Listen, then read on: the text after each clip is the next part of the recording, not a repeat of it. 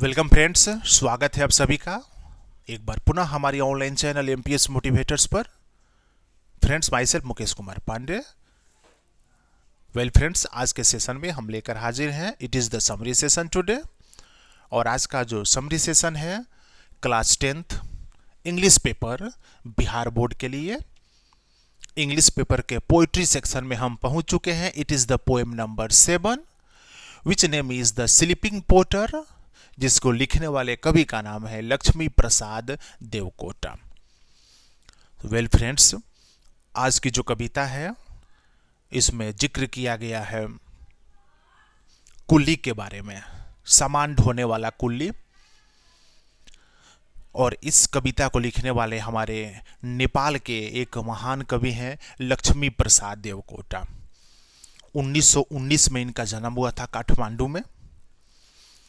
और ये नेपाल के एक मशहूर अंग्रेजी साहित्य के कवि बने थे।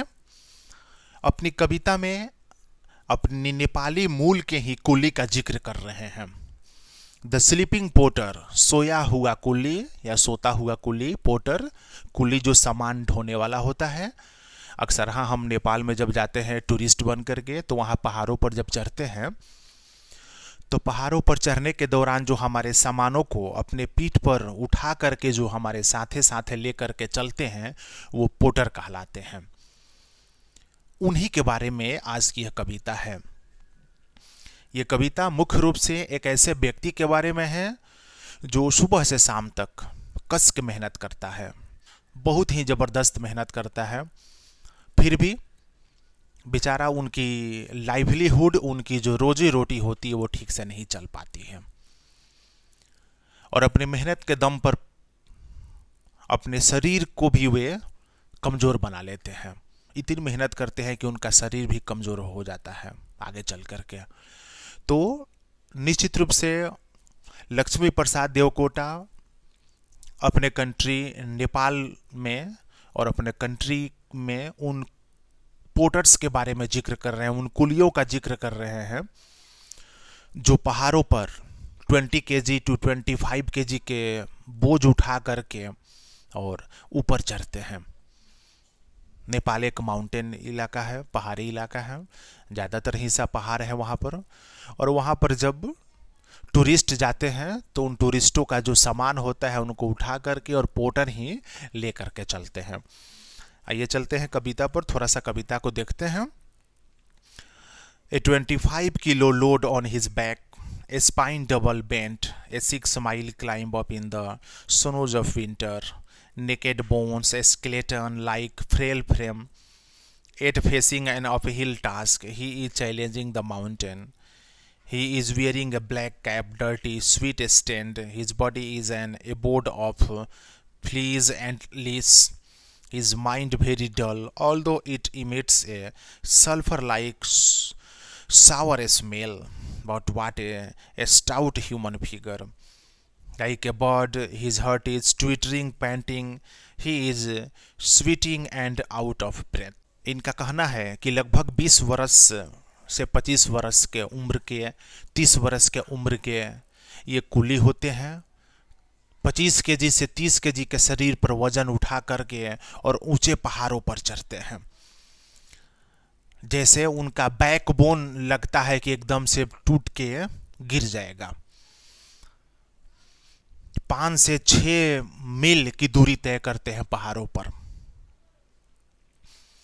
विंटर का सीजन है, शरीर पर फटा कपड़ा है, ठीक ढंग से शरीर पर कपड़ा भी नहीं है।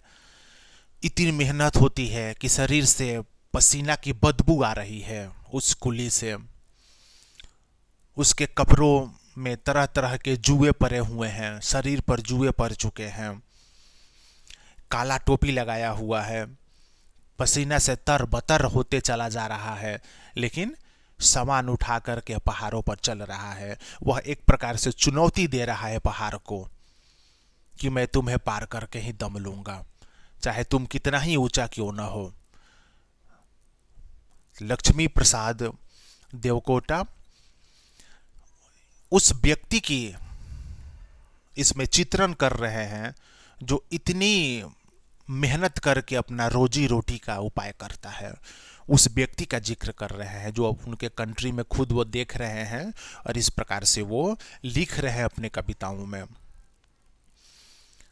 कवि बता रहे हैं कि एक पक्षी जो ज़्यादा उड़ता है, उड़ते उड़ते हाँफ जाता है, उस तरह से उस कुली की स्थिति हो गई है।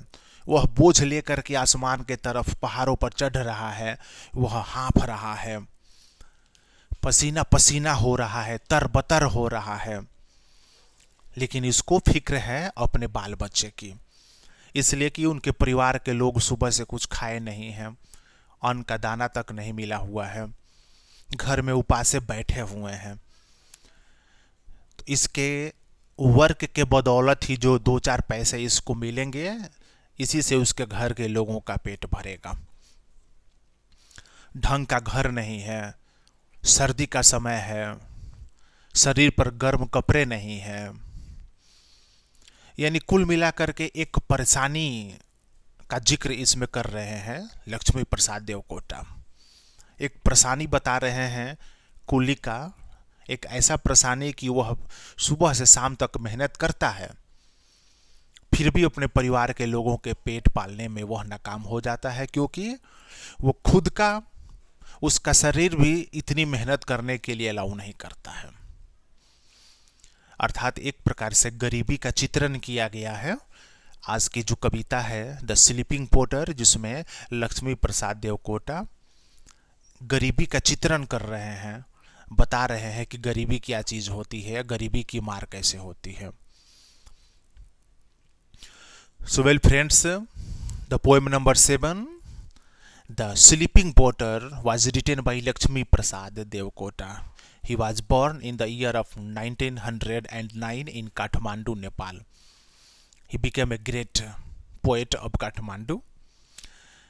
At the present poem, The Sleeping Porter, Lakshmi Prasad Devkota has asserted the condition of porter. Tourists go to Nepal and the porters help tourists taking their burden on his back, climbing on the mountain about 5 to 6 miles every day. It is a heavy duty for porter. It is not a normal duty, and a normal person cannot lift about 25 to 30 kg of burden on his backbone and climb to the mountain about 5 to 6 kilometers every day. It is the heavy duty of the porter of Nepal. Due to this working hour, he becomes sweating, he becomes panting, and the foul smells is coming from his cloth. His cloth is not good.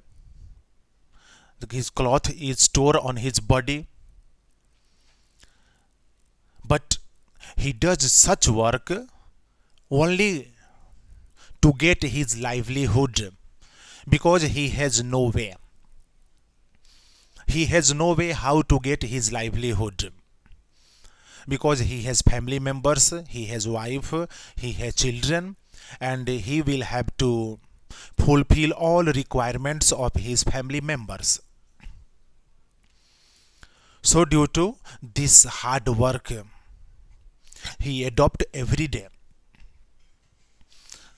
The poet Lakshmi Prasad Devkota says that it is the common work of the porter of Nepal, because they climb on the mountain taking the burden of 25 to 30 kgs every day. From morning to evening, such is the work for the every porter. And due to such work, they earn their livelihood to maintain the necessity, the needs of his family, of their families. But it is a very miserable condition of the porters of Nepal, because they don't get the proper time for sleeping. Their bodies are very tired. They become very tired due to heavy work, due to laborious work. It is not an easy work, and everybody cannot do such work what the potter does in his life. The poet Lakshmi Prasad Devkota clearly articulates the miserable condition of the potters of Nepal. He says that this is the duty, and without doing such work, they cannot earn a livelihood for their family members. It is the necessary work for them, and at any cost, he has to do it from morning to evening every day. So well friends, आज की जो कविता है इसमें गरीबी का चित्रण किया गया है लक्ष्मी प्रसाद देवकोटा के द्वारा। कुल्ली का जिक्र किया गया है जो इतनी परेशानी से, इतनी मुसीबत से कार्य करता है, फिर भी उसके जीवन यापन ठीक से नहीं चल पाते हैं, वो परेशानियों में रहता है। नेपाल के कवि और नेपाल के ही पोटर के बारे में वो जानकारी दे रहे हैं। एक बहुत ही मार्मिक चित्रण किया गया है समाज के लिए, समाज के लोगों के लिए, गरीबी को कैसे भगाया जाए, गरीबी को कैसे दूर किया जाए। निश्चित रूप से आज का जो हमारा समरी सेशन है क्लास 10th बिहार बोर्ड के स्टूडेंट्स के लिए फ्रूटफुल रहेगा। आज का सेशन निश्चित रूप से देखिए, वीडियो को लाइक कीजिए, अपने फ्रेंड्स सर्किल ग्रुप में शेयर कीजिए। वैसे सभी स्टूडेंट्स व्यूअर्स जो अभी तक हमारे ऑनलाइन चैनल को सब्सक्राइब नहीं किए हैं, जुड़िए हमारे चैनल के साथ। मिलते हैं नेक्स्ट सेशन में नेक्स्ट कविता के साथ। देखते रहिए MPS motivators. Till then thank you very much.